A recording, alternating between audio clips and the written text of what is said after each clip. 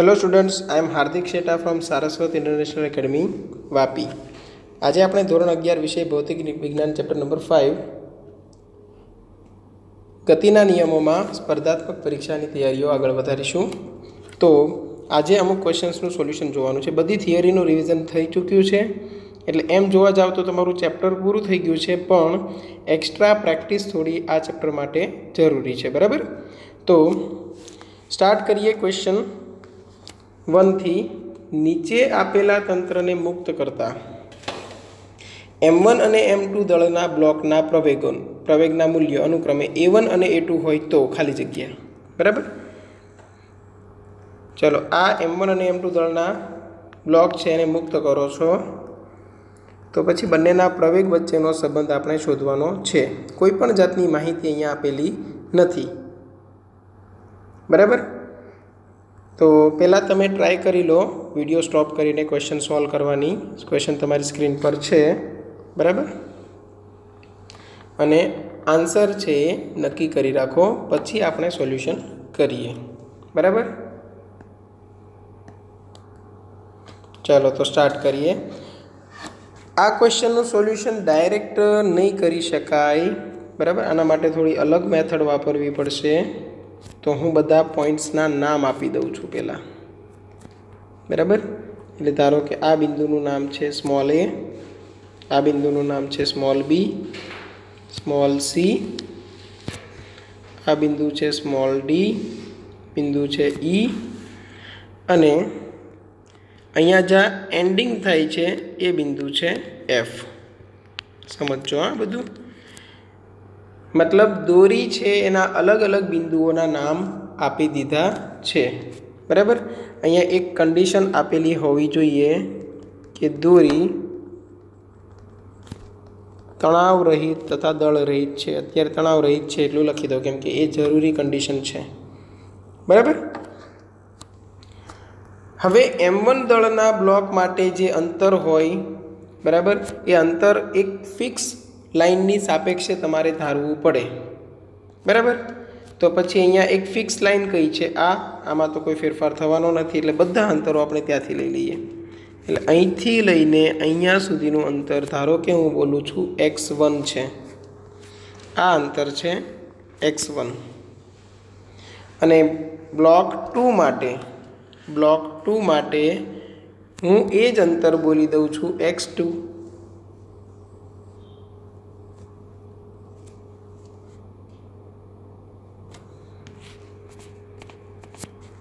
Block 2 माटे अंतर है x2, बराबर है।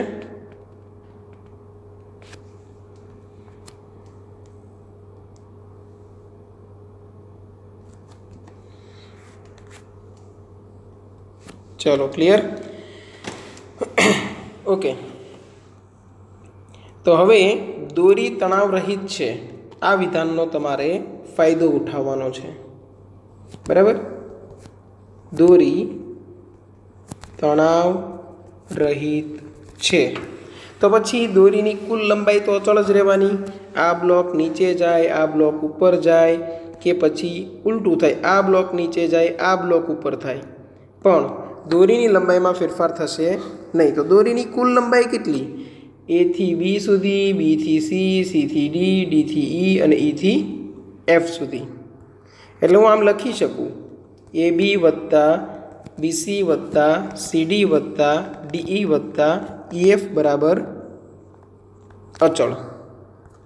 आ 5 जे विभाग है तेनी कुल लंबाई थशे ए अचल रहेशे गमे ते परिस्थिति दरमियान, बराबर है। ओके, हवे एक एक टर्म आपणे विचारीए। तो ए पहला हूँ तमने अमुक अंतर अहींया बतावी दऊं कि आ सेंटर जे छे ने ए सेंटर थी आ जे अहींया सुधीनो विस्तार छे, बराबर, एने आपणे नाम आपीए लंबाई 2। धारो के आ L2 अने आ जे भाग छे आटलो भाग तेने आपीए L1। ए पण अचल ज रहेवानुं, केम के तो दृढ़ आधार साथे जोड़ेलो लंबाई छे। समझ पड़ी? एटले आ लंबाई छे L1 અને આ લંબાઈ જે તમને દેખાય છે અહીંયાથી લઈને અહીંયા સુધી એ L2 ક્લિયર। તો હું AB ઇક્વલ ટુ શું લખી શકું તમે જાતે વિચારો। મારે AB જોઈએ છે અહીંથી અહીંયા સુધીની લંબાઈ, તો હું આખું લઈ લઉં x2, તેમાંથી આ L2 બાદ કરી દઉં તો ચાલે જ ને, બરાબર।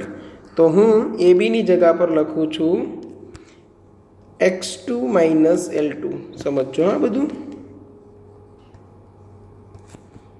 પ્લસ BC, આ BC તો અચળ જ છે પોતે, એટલે એક અચળ સંખ્યા થઈ ગઈ, બરાબર। એક કામ કરીએ, જેટલા અચળ છે એને કાઢી જ મૂકીએ। ચલો આ અચળ છે, બરાબર, BC। પછી બીજું કયું અચળ છે? આ DE, એટલે એ DE પણ અંત અચળ શા માટે? કેમ કે આ અડધો પરિઘ છે એ તો બદલાવાનો નથી, આ પણ અડધો પરિઘ બદલાવાનો નથી, દોરી આમ તેમ થાય છે પણ પુલીનો અડધો પરિઘ છે એ બદલાશે નહીં, એનું મૂલ્ય તો પાય r ફિક્સ રહેવાનું છે, પુલીની સાઇઝ તો મોટી નાની થવાની નથી, બરાબર। એટલે જે અચળ પદ છે તેને હું સામેની સાઈડ લઈ જાઉં તો અચળમાંથી અચળની બાદબાકી થાય તો સંખ્યા તો અચળ જ મળવાની ને, એટલે હું આમ લખી શકું AB વત્તા CD વત્તા EF બરાબર પાછું આવી ગયું અચળ। આ અચળ કરતાં આ અચળનું મૂલ્ય કદાચ ઓછું હશે, પણ છે તો અચળ, આપણે તો ખાલી એ જોવાનું છે ફેરફાર થાય છે કે નહીં, બરાબર। હવે હમણાં આગળ ચર્ચા કરી તેમ ABની જગ્યા પર હું લખી દઉં છું x2 માઇનસ L2। ચલો CDની જગ્યા પર શું લખાય? CD એટલે આટલું અંતર, એ તમને જોઈએ છે તો હું આખું લઉં x2, તેમાંથી આટલું બાદ કરી દઉં L2 અને આટલું બાદ કરી દઉં L1, તો વચ્ચેનો ભાગ આટલો મળી જાય મને। એટલે કે CDની જગ્યા પર x2 minus L1 minus L2 શું લખશું? x2 minus L1 minus L2 plus EF। ચલો EF મેળવવું છે એટલે અહીંથી લઈને અહીંયા સુધીનું અંતર, તો પછી હું આ આખું અંતર છે, આખું અંતર તેમાંથી આટલું અંતર બાદ કરી દઉં તો મળી જાય, બરાબર। એટલે કે EFની જગ્યા પર હું લખીશ x1 માઇનસ L1 તેના બરાબર અચળ। હવે પાછું ચેક કરો આમાં અચળ પદ કેટલા આવ્યા, તો જુઓ આ L1 લંબાઈ ફિક્સ અચળ, આ L2 લંબાઈ ફિક્સ અચળ, બરાબર। કેમ કે એ તો પુલી સાથે બાંધેલ આધાર છે, એટલે દોરી આમ તેમ થશે તેની સાથે આધારની લંબાઈમાં ફેરફાર થવાનો નથી, એટલે પાછા આટલા પદો અચળ આવી ગયા। ચલો સરસ, તેને પેલી સાઈડ લઈ જાઓ એટલે પાછો અચળ પદમાં કંઈક વધારો કરીને આપશે, કેમ કે પેલી સાઈડ જઈને પ્લસ થશે, પણ રહેવાનું તો અચળ જ છે, બરાબર। તો ચલો એટલું પદ આપણે દૂર કરી દઈએ, તો માટે x2 પ્લસ x1 બરાબર પાછી આપણને એક અચળ સંખ્યા મળી, એટલે કે 2x2 પ્લસ x1 બરાબર પાછી આપણને અચળ સંખ્યા મળી। હવે તમારું નેક્સ્ટ સ્ટેપ હશે ટીની સાપેક્ષે વિકલન કરતા, તો 2 ઇન્ટુ અહીંયા શું થઈ જશે dx2 બાય dt પ્લસ અહીંયા થશે dx1 બાય dt, અચળ પદનું વિકલન 0, એટલે આ બની ગયું 2v2 plus v1 equal to 0।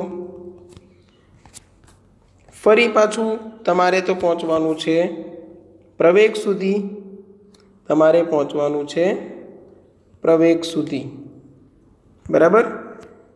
ફરી પાછું તમારે પ્રવેગ સુધી પહોંચવાનું હોય તો પછી તમે ફરીથી ટીની સાપેક્ષે વિકલન કરી દો, એટલે આ 2 dv2 by dt plus dv1 by dt equal to 0, એટલે આ મળી ગયું 2a2 પ્લસ a1 બરાબર 0, dv બાય dt એટલે પ્રવેગ થઈ ગયો, માટે તમે કહી શકો a1 બરાબર -2a2, અને આપણને મૂલ્યની સરખામણી કરવાની કીધી છે, એટલે માત્ર મૂલ્ય લેતા તો તમને મળશે a1 બરાબર 2a2, બરાબર। ઋણ નિશાની શું દર્શાવે છે એ પણ સમજો કે એક બ્લોકનો પ્રવેગ નીચે તરફ હશે તો બીજો બ્લોકનો પ્રવેગ ઉપર તરફ હશે, એટલે કે ધારો કે આ બ્લોક નીચે જતો હશે તો આ બ્લોક ઉપર જતો હશે, હવે એ તો ડિપેન્ડ કરશે M1 અને M2ના મૂલ્ય પર જે આપણને આપેલા નથી, બરાબર.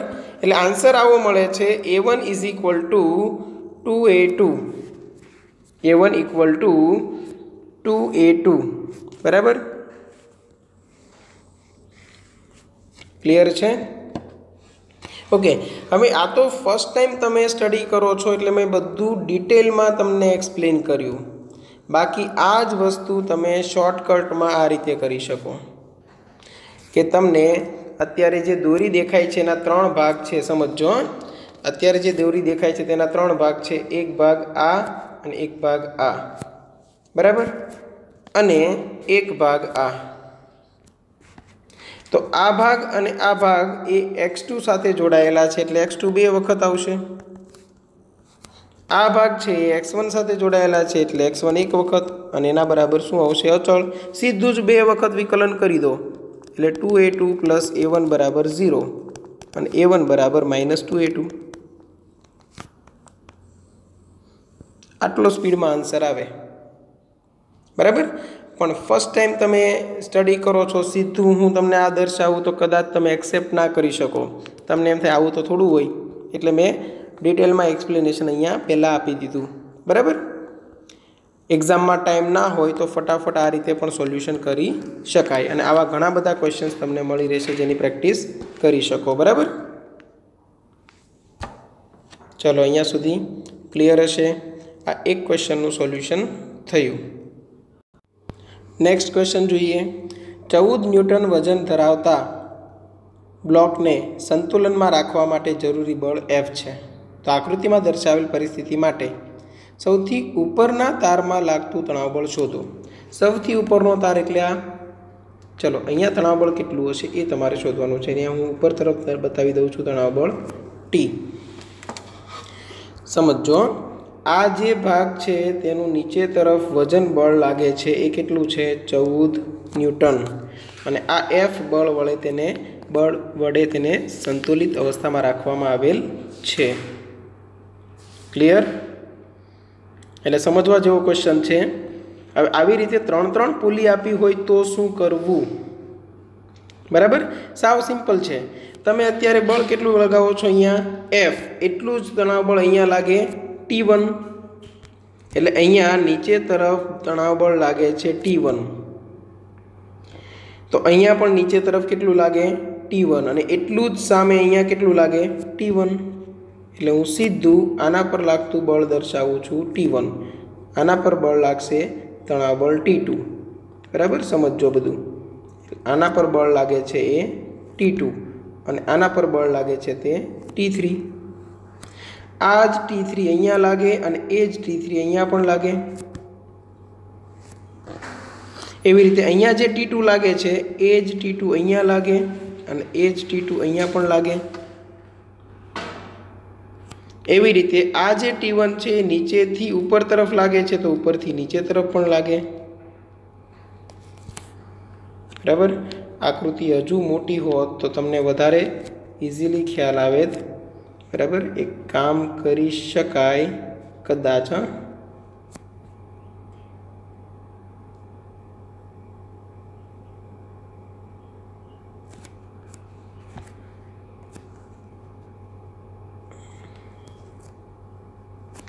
ચલો, આ થઈ ગયું. પુલી થોડી લંબગોળ છે એમ વિચારી લો. ઓકે, આપણે જે બળો દર્શાવેલા હતા એ પાછા દર્શાવી દઈએ. અહીંયા ઉપર તરફ સમજો, ત્રણેયમાંથી ઉપર તરફ બળ લાગે છે T1, T2, T3. બરાબર, એટલે બધા બળો હું પાછા દર્શાવી દઉં છું. અહીંયા એક ઉપર તરફ બળ લાગશે T1 જ, અને એટલું જ નીચે તરફ બળ લાગશે પાછું T1 જ. એવી રીતે અહીંયા ઉપર તરફ બળ લાગશે T2. ઉપરથી જો નીચે તરફ બળ લાગે છે T2. એવી રીતે અહીંયા ઉપર તરફ બળ લાગશે T3 અને ઉપરથી નીચે તરફ બળ લાગશે T3 જ. બરાબર છે? ચલો, અહીંયા સુધી બધું ક્લિયર. ઓકે, તો અહીંયા જેમ નીચે તરફ બળ લાગે છે T3, સમજો, અહીંયા જે નીચે તરફ બળ લાગે છે T3 એટલું જ અહીંયા ઉપર તરફ બળ લાગશે T3. એવી રીતે અહીંયા જે નીચે તરફ બળ લાગે છે T2 बराबर एटलू ज ऊपर तरफ बळ लागशे T2। ओहो घणा बधा बळ थई गया केम। हवे शांतिथी एक एक पुली माटे FBD नी मददथी सोल्यूशन करिए। सौथी पहेलू T1 बराबर शुं होय F बराबर ने T1 छे ए ज शुं होय F। क्लियर एटले हूँ सौथी पहला लखी दऊँ छूँ T1 = F समीकरण 1। पछी T2 शुं होय तो आटलो भाग विचार करो खाली पुली पर लागता बळो ए आटला ज छे जुओ केम के आ जे नीचेनुं बळ छे तो ब्लॉक पर लागे छे पुली पर लागता बळ ए आटला ज छे एटले के T2 = 2T1 थशे। बीजी वस्तु आ पुली माटे विचारो तो तेना माटे लागता बळोमां T3 ऊपर अने नीचे तरफ 2 वखत T2 तो T3 बराबर 2T2 अने T2 नी जगह पर T1 मूकी दो तो 2 अने 2T1 एटले के आ 4T1 थई गयुं। समझ पड़ी। T1 नी जगह पर पाछो F मूकी दो एटले आ बनी गयुं 4F अथवा तो अत्यारे ना मूको चालशे। चलो एटले एक आ पहली पुली माटे बीजी पुली माटे हवे त्रीजी पुली माटे विचारो फाइनल जे T छे 2 वखत T3 आवशे एटले फाइनल T छे 2 टाइम्स T3 2 टाइम्स T3 नी जगह पर 4T1 एटले आ थई गयुं 8T1 एटले के आ थई गयुं 8F बराबर छे।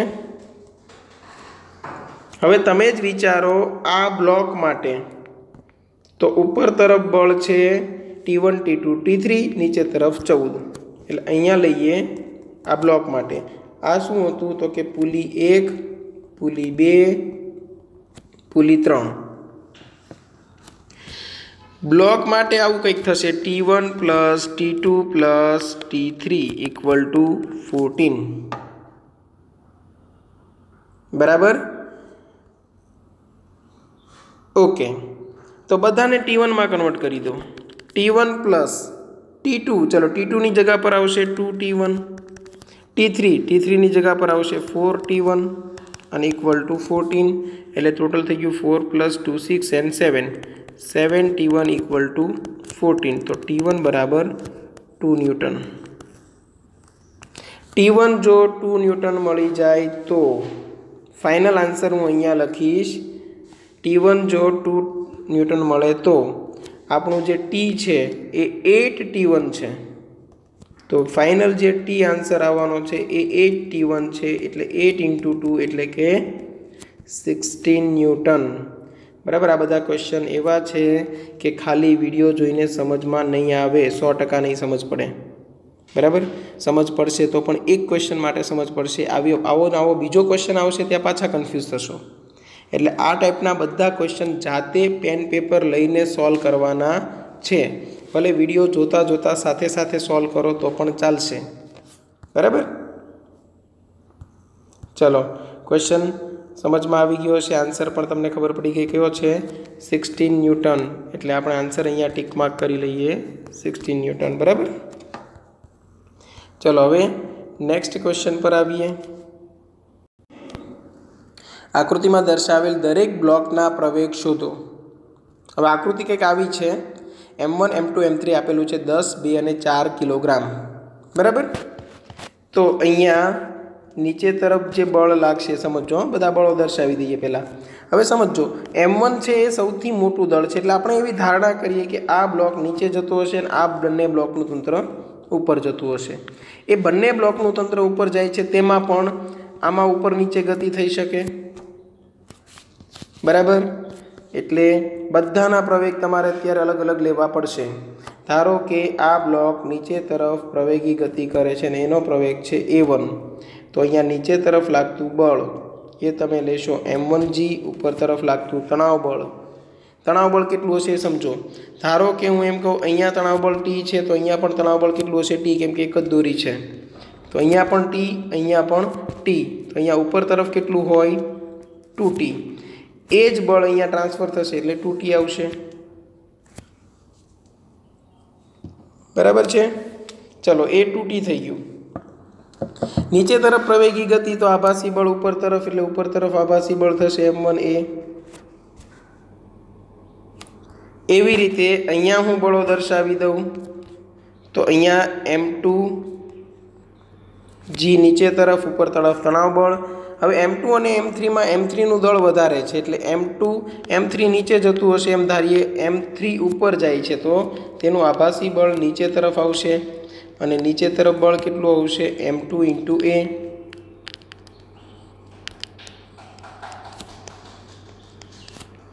ओके आनु बल नीचे तरफ केटलू हशे M3G ते नीचे आवे छे आभासी बल कई तरफ आवशे ऊपर तरफ केटलू हशे M3A। बराबर बधाना फ्री बॉडी डायग्राम बनी गया छे। हवे सीधुं सोल्यूशन स्टार्ट करवानुं छे एटले हूँ धारो के एम लઉં M1 दळ माटे तो सामसामेना बळो सरखावाना एटले आ बे ऊपर तरफ अने एक नीचे तरफ एटले आवुं थशे 2T + M1A = M1G। बराबर किंमतों मूकी दईए तो 2T + 10A = 10 × 10 केटला थशे 100। 2T + 10A1 अहींया A1 लखवुं पड़शे ने केम के बधाना प्रवेग अलग अलग छे एटले अहींया M2 A2 अहींया M3 A3 अहींया M1 A1। बराबर एटले अहींया थशे A1। ओके आ समीकरण 1 2T + 10A1 = 100। बराबर આવી રીતે તમે M2 દળ માટે વિચારો तो M2 दल में T एक ऊपर है। M2 दल में T एक ऊपर है अने M2A2 M2G बने नीचे है એટલે અહીંયા આવશે T = M2A2 + M2G। बराबर तो T = M2 કેટલા છે 2 એટલે અહીંયા થશે 2A2 + 2 × 10 20 સમીકરણ 2। बराबर है। पछी लईए M3 दल माटे। चलो M3 दल माटे शू करशुं तो M3 दल माटे ऊपर तरफ T ऊपर तरफ M3A3 अने नीचे तरफ M3G एटले T + M3A3 = M3G। किंमत मूको तो T + 4A3 = 40 समीकरण 3। बराबर है। ओके 3 समीकरण ने सॉल्व करवाना है। समीकरण 1 2 અને 3 ने उकेलता। बराबर आ काम हूँ तमारा पर राखूँ छूँ गमे तेम करीने तमारे जो 3 समीकरण है એટલે 100% आंसर આવી જશે। बराबर तो आ 3 एक समीकरण तमारे उकेलवाना है અને હજુ ચોથું સમીકરણ બની શકે। बराबर चौथું समीकरण बनी शके कई रीते तो कि प्रवेगनी मददथी। प्रवेगनी मददथी कई रीते तो कि आ बंनेनो जेटलो प्रवेग हशे A2 + A3 बराबर तेटलो आ एकली दोरीनो प्रवेग हशे केम के अहींया एक दोरी छे आ बाजू बे दोरी छे। बराबर एटले एक हजू हूँ तमने समीकरण बनावीने आपूँ एने कहेवाय कन्स्ट्रेंट मोशन। कन्स्ट्रेंट मोशन माटे बराबर ज्यारे दोरीओ जोड़ायेली होय तणाव रहित दोरी होय तेना माटे एटले एक प्रवेगो वच्चेनो आपणे संबंध लईए तो तमने ए संबंध मळशे 2A1 = A2 + A3। ए हमणां जे आपणे एक्स वाळुं उदाहरण लीधेलुं ने आ दोरीनी लंबाई अचल रहे छे तेनी मददथी एवी ज रीते तमे आ पण सॉल्व करी शको। અહીંથી આ એક લઈ લો તમે x1 આનું x2 આનું x3 એવી રીતે અને તમને આ સમીકરણ મળી જશે 2A1 = A2 + A3 એટલે આ સમીકરણ થઈ ગયું સમીકરણ 4। તમે અહીંયા લખશો સમીકરણ 1 2 3 અને 4 ને ઉકેલતા। बराबर उकेलवानुं काम 2 मिनिटनुं छे तमे करी शको छो। न थाय जेमनाथी ए कॉन्टेक्ट करी शके छे। बराबर તમને તણાવ બળ મળી જશે 800/23 ન્યૂટન અને એ પ્રમાણે તમને પ્રવેગના મૂલ્ય મળશે. તો પહેલો પ્રવેગ જે છે a1 એ તમને મળશે 70/23 મીટર પર સેકન્ડ સ્ક્વેર અને એ પણ ઉપરની દિશામાં. સોરી, a1 છે આ બાજુનો બ્લોક છે ને, હા, આ નીચે તરફ મળશે તમને, બરાબર.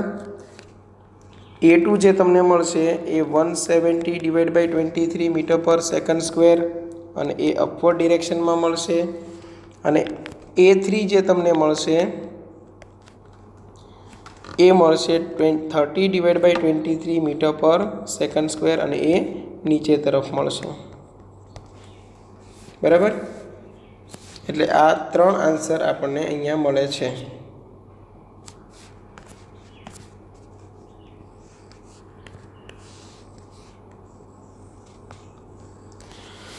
ચલો, અહીંયા સુધી ક્લિયર હશે. ઓકે, તો આ ટાઈપના નંબર ઓફ પુલીસ વધારે આપેલી હોય, બરાબર, 2 કે 2 કરતાં વધારે પુલીઓ આપેલી હોય ત્યારે ક્વેશ્ચન્સનું સોલ્યુશન કઈ રીતે કરવું એ પણ ધ્યાનમાં રાખવું, બરાબર. આવા મેક્સિમમ ક્વેશ્ચન્સ મળે તો હવે તમે સોલ્વ કરી શકો છો, એટલે સોલ્વ કરવાની કોશિશ કરો અને જો કોઈ ડાઉટ હોય તો તમે કોન્ટેક્ટ કરી લો, બરાબર. તો એક વિડીયોમાં ખાલી 3 જ ક્વેશ્ચન કરેલા છે, એટલા માટે કેમ કે આ ટાઈપના ક્વેશ્ચન થોડા ડિફિકલ્ટ હોય છે સમજવામાં, બરાબર. હજુ આવા ક્વેશ્ચન્સની પ્રેક્ટિસ આપણે ચાલુ રાખીશું. ચલો, અહીંયા સુધી રાખીએ છીએ. Thank you.